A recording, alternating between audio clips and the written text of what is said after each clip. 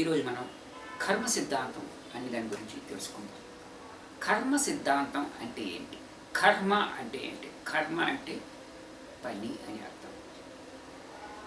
కర్మ సిద్ధాంతం అని చాలామంది దగ్గర వింటూ ఉంటాం. అందులో కూడా మళ్ళీ 3 రకాలు ఉన్నాయని. సంచిత కర్మ, ప్రారబ్ధ కర్మ, ఆగామి కర్మ అని 3 కర్మలు ఉన్నాయి అంటారు. ఇందాక మనం చెప్పుకున్నాం కర్మ అంటే పని అని. అంటే మనం ఏ పని అయితే చేస్తామో దానికి ప్రతిఫలం తప్పనిసరిగా మనకి భగవంతుడు ఇస్తాడు. ఇది ఎవరు నమ్మినా నమ్మకపోయినా నిజం. దీని గురించి మీకు ఒక చిన్న సినిమా కథ చెప్తాను. కర్మ సిద్ధాంతం ఎలా పనిచేస్తుంది అన్నది ఒక చిన్న సినిమా కథ ద్వారా మనం తెలుసుకున్నాం. మా చిన్నప్పుడు ఛాలెంజ్ అని ఒక సినిమా వచ్చింది. యండమూరి వీరేంద్రనాథ్ గారు రచయిత గారికి, Kodandaramireddy director, Chiranjeevi hero, Vijayashanti heroine, అందరికీ తెలిసిందే ఇది. అయితే ఈ సినిమాలో ఒక ఆవిడ చచ్చిపోతుంది ఆసుపత్రిలో ఉండి బాయ్ ఏం చేస్తాడంటే సాయి కుమార్ వేసాడు ఆ పాత్ర. అతను వచ్చి చిరంజీవి తల్లి చచ్చిపోయింది, మీ అమ్మని తీసుకెళ్ళాలంటే నువ్వు నాకు కొంత డబ్బులు ఇవ్వాలి బాసు అని అడుగుతాడు. దానికి చిరంజీవి అంటాడు, అరే నా దగ్గర డబ్బులు లేవురా అంటాడు. డబ్బులు లేవు అంటేను మరి ఏం చేద్దాము అంటే ఇంతలో రావుగోపాలరావు సర్వోత్తరరావు అనే పాత్ర వేసాడు. అతని కూతురు క్యారెక్టరేషన్ విజయశాంతి. ఆ అమ్మాయి విజయశాంతి వస్తుంటే వాడు చూసింటాడు, అదిగో ఈ నగరంలోనే చాలా డబ్బులున్న కోటీశ్వరుడి కూతురు ఆమె వస్తున్నది, నీ తెలివితేటలు ఉపయోగించి డబ్బులు సంపాదించు, అందులో ఎంత వచ్చి నాకు ఇచ్చేయాలి అని చెప్తాడు. సరే అంటాడు. విజయశాంతి చిరంజీవి ముందు నుంచి వెళ్ళిపోతూ ఉంటే చిరంజీవి ఏదో ఆమెకు చెప్తాడు జాతర. చెప్పేసరికి ఆమె ముందుకు వెళ్ళిపోతే వెనక్కి వచ్చి అంటుంది, లాజిక్గా ఇది ఎవరైనా చెప్తారు, నేను నీకు చెప్పినందుకు ఇవ్వటం లేదు, నీ తల్లి చచ్చిపోయింది, కష్టంలో ఉన్నావు కాబట్టి నేను ఇస్తున్నాను, ఇది నీ తెలివితేటలు ఇస్తున్నాను అని చెప్పి 500 రూపాయలు అతనికి ఇచ్చి వెళ్ళిపోతుంది. గుర్తుంచుకోండి, 500 చిరంజీవికి ఇచ్చి వెళ్ళిపోతుంది. ఈ సినిమా చాలామంది ఆల్మోస్ట్ అందరూ చూసే ఉంటారు. నేను అనుకోను 500 ఇచ్చి వెళ్ళిపోయింది కదా. ఇక్కడ కట్ చేస్తే కొంత కథ అయిపోయిన తర్వాత రావు గోపాలరావు తోటి చిరంజీవి ఒక పందెం కాస్తాడు. సంవత్సరం ఆఖరి 5 సంవత్సరాల్లో 5 కోట్లు సంపాదిస్తాడు సమయంతో పందెం కాస్తాడు. చాలా కష్టపడతాడు.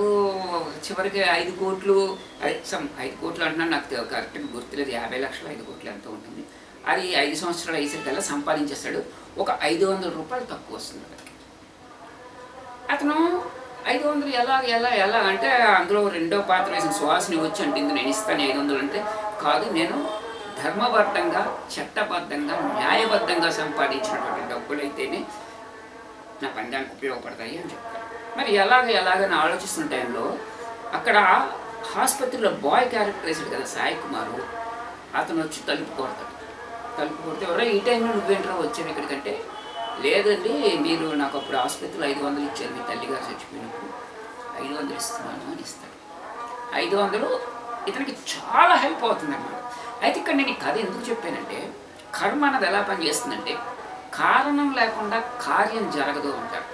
కారణం ఇక్కడ లాస్ట్లో 500 ఇతనికి అవసరం పడింది. ఆ 500 ఇప్పించడం కోసం దేవుడు ఏం చేశాడు, ముందే హీరోయిన్ పాత్ర చేత హీరోకి ఇప్పించి అక్కడి నుంచి ఆఫీస్ బాయ్ రూపంలో ఉన్న సాయి కుమార్ తీసుకొని ఆఖరిలో వచ్చి ఇచ్చాడు. అంటే మనం చేసిన ప్రతి పనికి కూడా ఫలితం 100% వస్తుంది. ఇది కర్మ సిద్ధాంతం.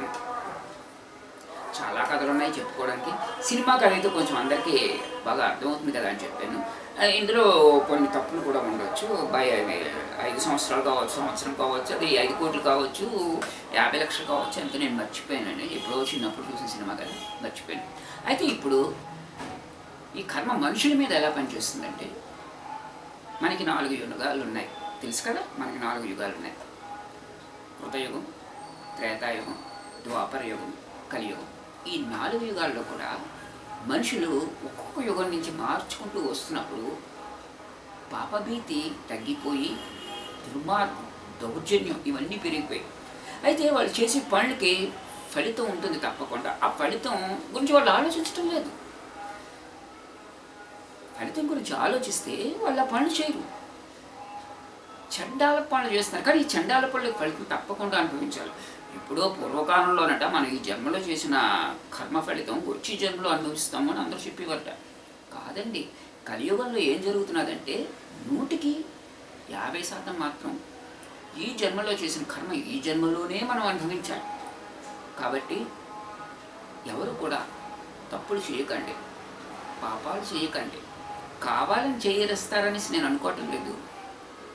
కాకపోతే మనం తెలుసో తెలియకో ఎవరి దగ్గరైనా పాపలు చేసినా, అప్పులు తీసుకున్నా, ఏ పని చేసినా, తెలిసి తెలియకుండా ఒకరికి అన్యాయం చేసినా, అన్యాయం చేస్తున్నామని తెలిసి చేసినా, మనం చేసే పని వల్ల ఎదుటి వాళ్ళు కష్టపడతారు, నష్టపోతారు, ఏడుస్తారు. వాళ్ళ ఏడుపు మనకి ఉసురులో తగులుతుంది. ఆ ఉసురు మన జీవితాంతం సర్వనాశనం చేస్తుంది. మనకే కాకుండా మన పిల్లల్ని కూడా నాశనం చేస్తుంది అనే విషయాన్ని తెలుసుకోకుంటున్నారు. అది కొంచెం ఆలోచించండి. అయితే ఈ రోజుల్లో ఎక్కువ శాతం ఆధ్యాత్మికం వైపు మళ్ళీపోయారులేండి.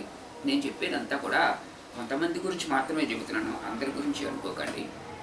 అందరూ కొంతమంది గుళ్ళు గోపురాలను తిరుగుతూ ఉంటారు. అయితే ఇక్కడ మనం ఇంకోటి చెప్పుకోవాల్సింది ఏంటంటే, గుళ్ళు గోపురాలను తిరుగుతారు, బాగానే ఉంటుంది. ఆ వెళ్ళిన గంట 2 గంటలో వాళ్ళకి ఆ భక్తి భావం ఉంటుంది. తర్వాత నుంచి మళ్ళీ పాప పనులు చేస్తుంటారు. సంవత్సరం అంతా పాప పనులు చేస్తారు. సంవత్సరం తర్వాత వెళ్ళి మేము ఏడుకుంటారు, హుండీలో డబ్బులు వేసాము, దీనికి అది సరిపోయింది అని చెప్తుంటారు. అలా కాదండి. మీకు తెలిసి కానీ తెలియక కానీ ఎదుటి వాళ్ళకి అన్యాయం చేయకండి. వాళ్ళకి అన్యాయం జరిగి వాళ్ళు కానీ ఏడ్చారంటే ఆ ఉసురు మీకు తరతరాలకి తగులుతుంది. కాబట్టి ఏమి చేయకండి. దాన్నే కర్మ అంటారు. కర్మ అంటే ఎక్కడో ఉండదండి. నువ్వు చేసుకున్న పనే నీకు కర్మ. నువ్వు మామిడి టెంక పాతేవు అనుకో, మామిడి చెట్టే వస్తుంది. సీతాఫలం మొక్క పాతేవు అనుకో, సీతాఫలమే వస్తుంది. కర్మ కూడా అంతే. నువ్వు ఎదుటివాడికి మంచి చేసేవు అనుకో, నీకు మంచి వస్తుంది. నువ్వు ఎదుటివాడికి చెడ్డ చేసేవు అనుకో, నీకు చెడ్డ వస్తుంది. అంతే. కాకపోతే కొంతమంది నమ్మరు. ఈ కర్మ సిద్ధాంతాలు ఇవన్నీ అంత ట్రాష్, అంత ఉట్టిదే, నమ్మము అంటారు. మీరు నమ్మినా నమ్మకపోయినా ఇది నిజం ఉంటుంది కర్మ సిద్ధాంతం అన్నది.